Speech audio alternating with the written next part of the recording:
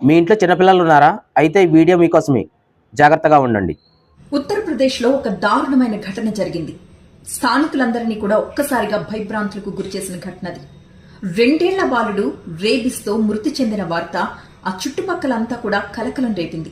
ఎందుకంటే ఆ బాలుడిని ఏ కుక్క కరవలేదు. కానీ రేబిస్ ఎలా వచ్చిందో అర్థం కాక అందరూ తలలు పట్టుకున్నారు.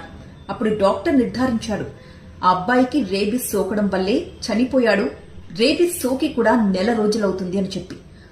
అవాక్కవ్వడం తల్లిదండ్రుల వంతైంది. అసలేం జరిగింది అంటే, కొన్ని రోజుల క్రితం ఆ బాలుడు ఇంటి బయట ఆడుకుంటూ ఉండగా కింద పడిపోయాడు. దాంతో అతడి కాలికి గాయమైంది. ఆ గాయం పైన పక్కనే ఉన్న కుక్కొచ్చి దాన్ని నాకింది. ఇది పేరెంట్స్ కూడా చూశారు. కానీ వాళ్లకు తెలీదు, కుక్క నాకినా కూడా రేబిస్ వచ్చే ప్రమాదం ఉంటుంది అని చెప్పి.